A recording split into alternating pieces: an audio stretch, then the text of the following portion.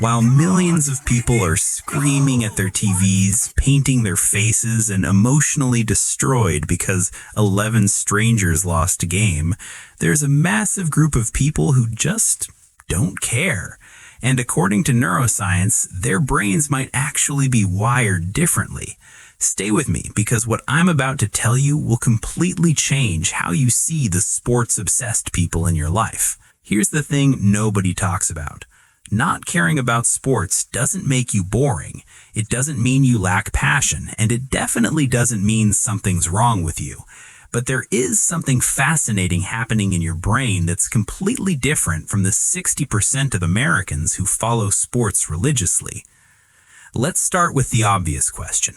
Why do so many people care so much? Humans are tribal creatures. For thousands of years, being part of a group meant survival.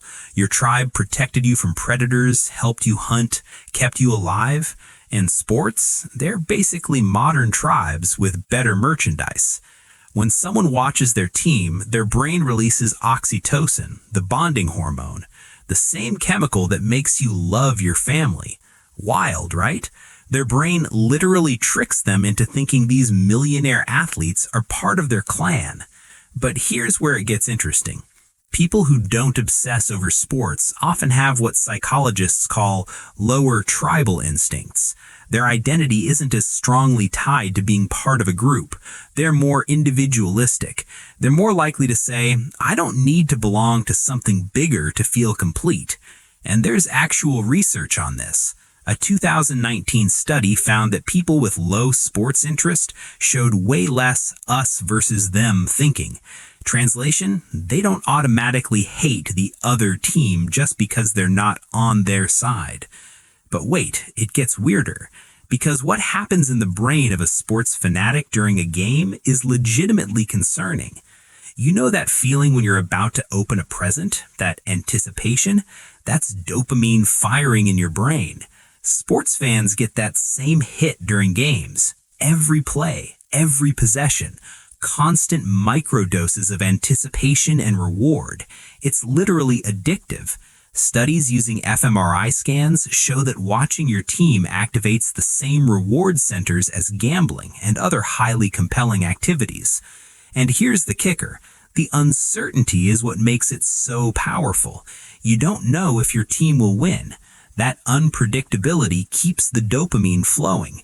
It's intermittent reinforcement, the most addictive reward schedule known to psychology, the same principle that makes slot machines so effective. The mechanism is eerily similar to other forms of behavioral addiction. Your brain doesn't distinguish much between different sources of dopamine. It just knows it wants more. People who don't care about sports, their dopamine systems simply aren't triggered by vicarious competition, and this might be genetic. Research from the University of Chicago suggests that variations in dopamine receptor genes can predict how much someone cares about competitive spectator activities. Think about that.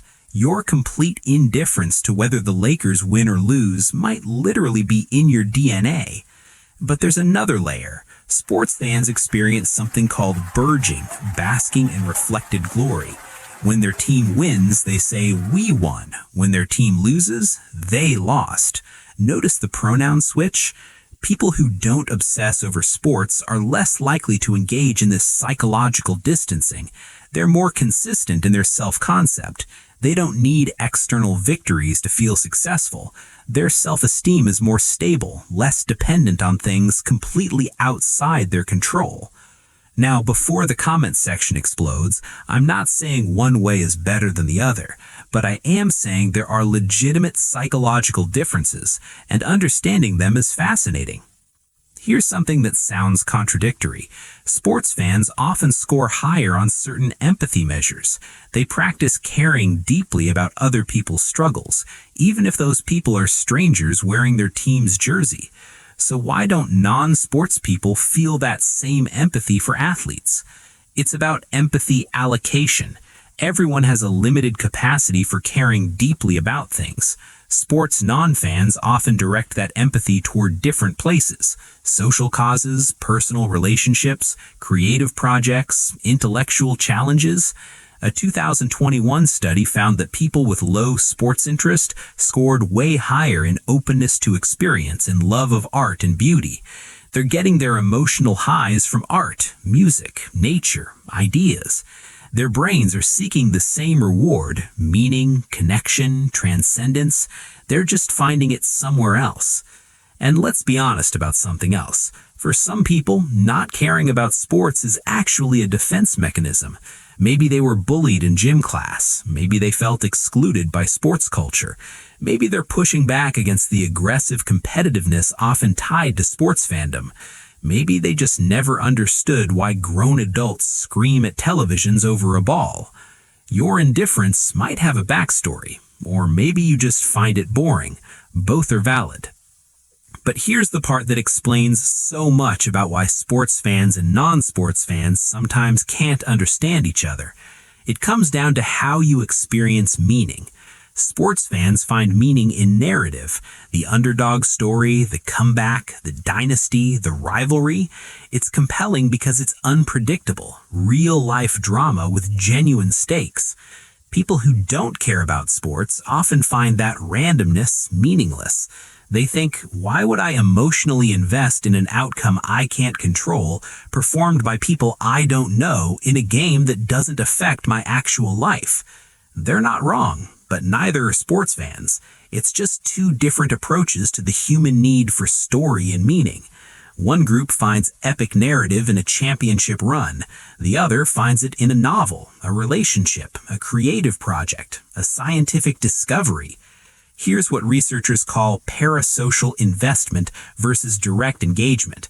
Sports fans build one-sided relationships with teams and players. Non-sports people prefer investing emotional energy where there's actual reciprocity, where their care matters to the outcome, where they're participants, not spectators. Neither is superior. They're just different strategies for navigating the human experience. Psychologist Mihaly, who studied optimal experience, found that flow states, those moments of complete absorption, can be achieved through countless activities. For some, it's watching sports. For others, it's literally anything else. And here's what's really interesting. People who don't obsess over sports often report feeling more present in their own lives. They're not spending 3 hours every Sunday experiencing someone else's struggle. They're engaged in their own. There's something quietly radical about that. So what does all this mean? If you don't care about sports, you're not missing out on some fundamental human experience. You're just different. Your brain's reward system, your tribal instincts, your empathy allocation, they're all calibrated differently, and that's perfectly okay. The next time someone asks, "Did you see the game?" and you genuinely could not care less, remember, you're not broken, you're not boring, you're just playing a different game, one that might, just maybe, have higher stakes.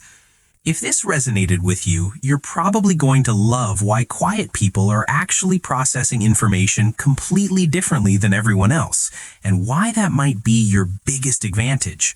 Click one of these videos to find out why you think a little differently than the crowd.